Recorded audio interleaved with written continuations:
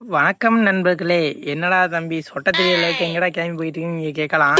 அம்மா வந்திருக்கதான் காரைக்குடியில இருக்க நம்ம நண்பர் வீட்டுக்கு. அங்க என்ன போன நீங்க கேட்கலாம். அதையும் ஏன் நான் சொல்றேன். நம்ம சேனலை ஃபாலோ பண்ணாம பார்த்து கொண்டிருக்கும் அனைத்து நல்ல உள்ளங்களும் ஃபாலோ செய்யுமாறு மிக தாழ்மையுடன் கேட்டுக்கொள்வது நான் உங்கள் காவலன். எங்க போயிருந்தானே கேட்குறீங்க. வீட்டில இருந்து போர் அடிச்சிச்சு. அதான் முருகனை தேடி குன்றக்குடி போய்கிட்டு இருக்கோம். இடையில நம்ம நண்பர் போட்டோ ஷூட் போட்டு சும்மா சுத்தி என்னமோ பண்ணிட்டு இருந்தாப்புல. அதை நம்ம கண்டு 7 மணிக்கு முன்னாடியே நாங்கள் அங்கே ரீச் ஆயிட்டோம். இவ்வளோ தூரம் வந்து அவர் சும்மா பார்த்துட்டு போக முடியும். அதான் அவருக்கு ஒரு அர்ச்சனை ஒன்று வாங்கிட்டு போனோம். மாலை வாங்கின போனவர்கள தம்பி நீங்கள் எந்த ஊர்னு கேட்டாங்க. அப்படின்னு நம்ம இன்ட்ரோவை கொடுத்துட்டு சொன்னேன் எங்கள் ஊர் இதுதான்ட்டு. ஆனால் அவருக்கு தெரிஞ்சிருந்துச்சு எங்கள் ஊர் வரைக்கும். மாலைக்கு ஒரு தேங்க்ஸ் சொல்லிட்டு அப்படியே கிளம்பிட்டோம். குன்றக்குடி முருகனை இப்போ தாங்க ஃபஸ்ட் டைம் நான் பார்க்க போகிறேனே.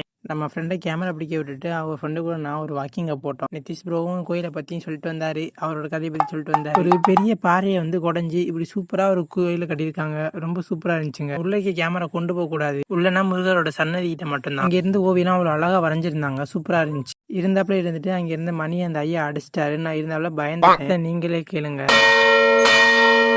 நாங்கள் போன நேரம் அபிஷேகம் பண்ணாங்க. அப்படியே தீர்த்த தொலைச்சிக்கிட்டோம். நைட் டைமில் பீக்லேருந்து பார்க்கல காரைக்குடி ரொம்ப அழகாக இருந்துச்சுங்க. அப்படியே ஒரு வீவை போட்டு அப்படியே கிளம்பிட்டோம். நான் அங்கே போக காரணமே அங்கே நடந்த மாரத்தான் காம்படிஷனுக்காண்டி தான். ஈவெண்ட்டே அப்படியே முடிச்சாச்சு. எனக்கு பிடிச்ச அழகாபுரி விவசாயி அவர் கூட ஒரு ஃபோட்டோ எடுத்துக்கிட்டேன். எனக்கு சப்போர்ட் பண்ண என் நண்பர் கூட இன்னொரு ஃபோட்டோ எடுத்துக்கிட்டேன். அப்புறம் என்ன மார்னிங் காலேஜாக நம்ம நண்பர் வாங்கி கொடுத்த காஸ்டியூமை மாட்டிக்கிட்டு சட்டை கொஞ்சம் ஜிகிஜின்னு தான் இருக்கும். அதெல்லாம் கண்டுக்காதீங்க. அது பார்ட்டி சேர்த்து அப்படியே ஒரு வாட்ச் வாங்கி கொடுத்துருந்தாப்புல.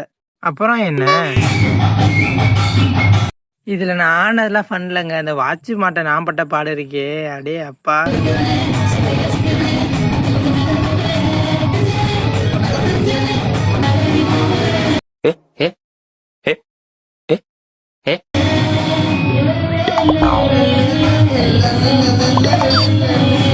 முடிஞ்சு